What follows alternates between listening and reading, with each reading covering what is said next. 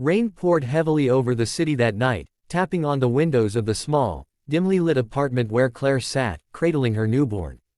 Her eyes were red from crying, her body trembling, not from the cold, but from the decision she had just made. On the table lay a letter she had written hours ago, words smudged from the tears that had fallen onto the paper. She looked at her baby boy, Jacob, only a few days old. His tiny hand clutched her finger, and the lump in her throat grew heavier. She knew she couldn't stay. Not in that house. Not with him. Adrian Blackwell. The billionaire everyone admired, the man who owned half the city's skyline, and the man who had broken her heart without even knowing it.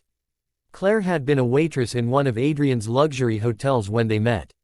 It wasn't supposed to happen, he was her boss's boss, the kind of man who never noticed people like her. But one evening, after a charity event, they talked. And then, there were more talks, more smiles, and one night that changed everything. But when she found out she was pregnant, Adrian was gone. Not because he left her, but because she never told him. She remembered that day clearly. She had gone to his office, rehearsing the words in her mind, only to overhear his assistant telling him about his upcoming engagement to a business partner's daughter.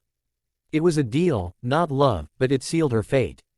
She couldn't be the scandal that ruined his career. So she left. That night, she packed a small bag, took her baby, and disappeared from his world completely. The months that followed were hard, too hard. Rent was barely paid, food was sometimes skipped, and sleep became a luxury. But through it all, Jacob's smile kept her going. He was her reason to fight. 1 year later, it was a quiet morning. Claire had just finished feeding Jacob when her phone rang. The number was unfamiliar. She almost didn't answer, but something told her she should. "Hello, is this Ms. Claire Evans?" A calm but urgent voice asked. "Yes, this is she. This is St. Mary's Hospital. We have a patient here, Adrian Blackwell. He's been asking for you. It's an emergency." Claire's breath caught in her throat. I think you have the wrong person. I haven't spoken to him in." "Ma'am," the voice interrupted, "he gave us your name as his emergency contact." Her mind raced. Why would he list me? How does he even know where I am? Jacob babbled in her arms, oblivious to his mother's pounding heart. Is he okay?" she asked hesitantly. "You should come as soon as possible," the nurse said. "He's in critical condition." The line went dead. Claire stood frozen, the weight of the moment pressing down on her. She didn't owe him anything. He hadn't been there for her. He didn't even know about Jacob. But her hands were already trembling as she packed a bag, wrapped Jacob in his blanket, and called a taxi. The hospital smelled of antiseptic and worry. Claire walked quickly to the reception desk, Jacob asleep against her shoulder. "I'm here for Adrian Blackwell," she said, her voice barely steady. The nurse looked at her clipboard, then at Claire. "Room 403. He's in the ICU. But," the nurse hesitated, "he's awake and waiting for you." Claire's legs felt heavier with each step toward the elevator. Memories she had buried began to resurface, his laugh, the way he'd looked at her, the warmth of his hand in hers. She told herself she was only here to see if he was okay. Nothing more. When she entered the room, the beeping of machines filled the silence. Adrian lay on the bed, pale and weaker than she had ever imagined him. But his eyes, those sharp, commanding eyes, softened when they landed on her. "Claire," his voice was raspy, strained. She didn't move closer. "Why am I here, Adrian?" He gave a faint, tired smile. "Because you're the only person I could think of when I thought I was going to die." Her chest tightened. "You have family, friends, people who actually belong here." He looked away briefly, then back at her. "They're not you." Jacob stirred in her arms, making a small sound. Adrian's gaze dropped to the baby, confusion flashing across his face. "Who?" His voice trailed off as realization began to creep in. Claire's grip on Jacob tightened. "Not now," she said quickly. "You need to focus on getting better." But Adrian's eyes didn't leave the child. There was a flicker of something, shock, then something deeper, almost like recognition. "Claire," he said softly, "is he?" She turned away, tears threatening to fall. "You should rest." The silence between them grew heavy, broken only by the sound of the heart monitor. Then Adrian whispered, almost to himself, "I knew there was a reason I could never forget you." That night, Claire sat in the hospital's waiting room, Jacob sleeping beside her in a stroller. She didn't know if she'd made a mistake coming here. She didn't know if she could tell Adrian the truth. But what she didn't know, what she couldn't know, was that Adrian wasn't just fighting for his life, he was about to fight for both of theirs. Morning light spilled into the hospital room, but Adrian wasn't asleep.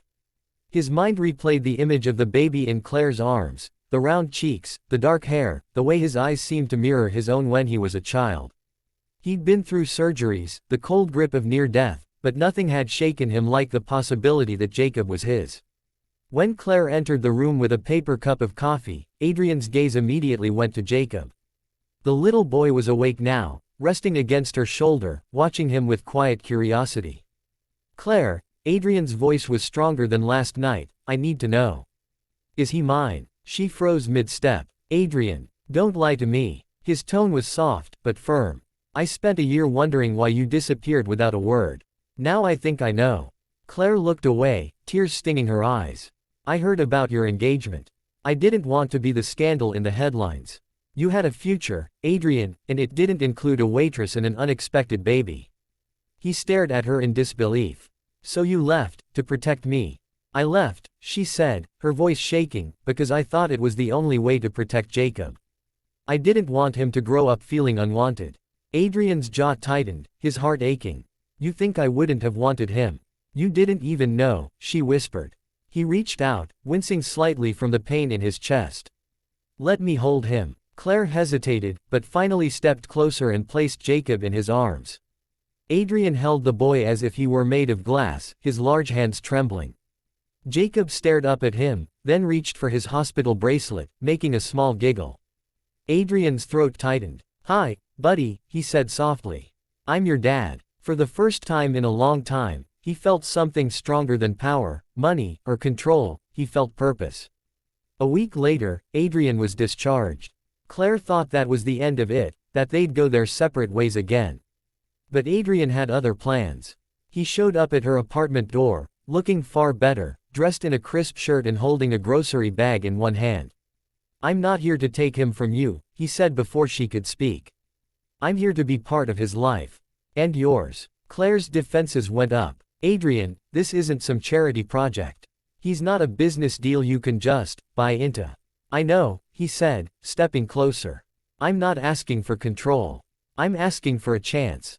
She crossed her arms, searching his eyes for any trace of the man she'd known before, the man who had made her feel seen, even in a crowded room. "Why now?" she asked. He exhaled slowly. "When I was in that hospital bed, I thought I was dying. And the only thing I regretted was not knowing what happened to you. Now I know, and I'm not letting another year go by without you both in my life." Claire didn't answer right away. Trust wasn't something that could be rebuilt overnight. But she couldn't ignore the sincerity in his voice, or the way Jacob had taken to him so easily. Over the following weeks, Adrian became a regular presence. He learned how to change diapers without complaining, cooked breakfast on weekends, and even helped Claire with rent without making her feel like she owed him. One evening, as they sat on the couch watching Jacob toddle across the room, Adrian turned to her. "You know, I could give you both anything you've ever dreamed of."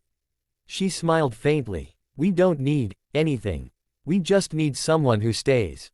He took her hand, his expression serious. "Then that's exactly what I'll be."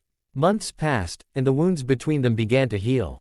One spring afternoon, Adrian invited Claire and Jacob to the rooftop garden of one of his hotels. As the sun dipped below the skyline, he dropped to one knee. "I don't want to just be Jacob's dad," he said, his voice thick with emotion. "I want to be your husband. Your partner. Your family." Tears welled in Claire's eyes as she glanced at Jacob, who was busy trying to grab petals from a nearby flower pot. She looked back at Adrian. "Yes," she whispered. Adrian slipped the ring on her finger and pulled her into his arms. This time, she wasn't leaving. And this time, neither was he.